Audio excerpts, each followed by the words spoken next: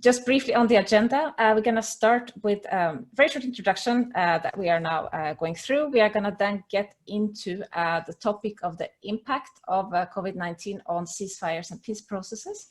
And the second part is going to be more focused on the COVID-19 crisis in the countries affected by armed conflict. What is the situation?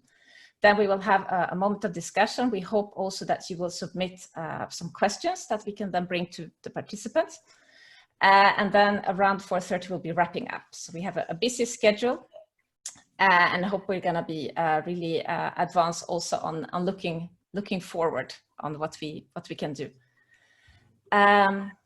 In an article in The Economist that was entitled "Coronavirus and Conflict, How COVID-19 Gave Peace a Chance and Nobody Took It," the Secretary General's call, or the global call that it's also called, was described as an opportunity lost.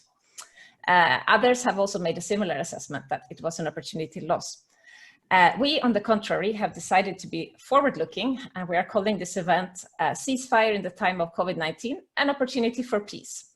And the very fact that today we have representatives from 3 conflict parties that are here, that are willing to speak with us on their position on the COVID-19 crisis, on ceasefires, on peace. We have representatives from the UN, from the ICRC, from NGOs.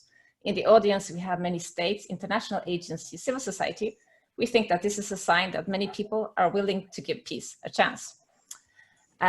Yes, we are witnessing today an unprecedented global tragedy in the footprints of the COVID-19 crisis. This is a virus that not only is directly affecting the lives and health of millions, but also the livelihoods and education of billions of people, especially the estimated 2 billion people living in fragile and conflict-affected states.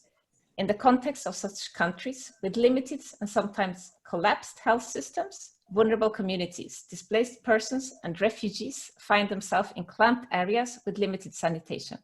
In some contexts, we're still in an early stage of the crisis, but the cases are ticking up and the economic impact is starting to get real. The poor will get poorer, the vulnerable more vulnerable. This will especially affect those in the informal economy. We also know about the special vulnerabilities of children and women during confinement and especially in periods of recession, domestic violence, abuse, lack of food, no school, etc. However, we can also see that there is a positive side in the current situation. This very unusual moment that we are living provides also an occasion to question ourselves about how we can contribute to a more sustainable world. A better life for us and for future generations. The global call of the Secretary General has received widespread support and has led to similar calls from states, religious leaders, and civil society actors. If we listen to the experts, we're still going to be in this crisis for a long time. So this makes it even more important to act and to act courageously.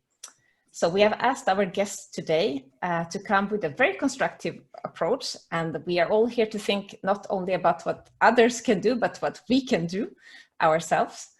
On our own or together with other actors, so such as states that are supporting, states that are fighting, states that are supporting other armed organizations, what mediators can do, international organizations, civil society.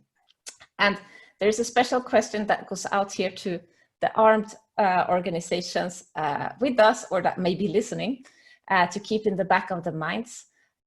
What kinds of concessions are you willing to make in this very particular situation that we are living to favor a peaceful solution? And this is something I think we should all ask ourselves.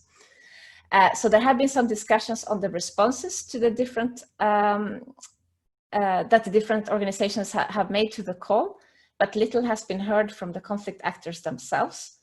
Also, we know that states have been taking measures to counter the spread of the virus, but so have other conflict and political actors.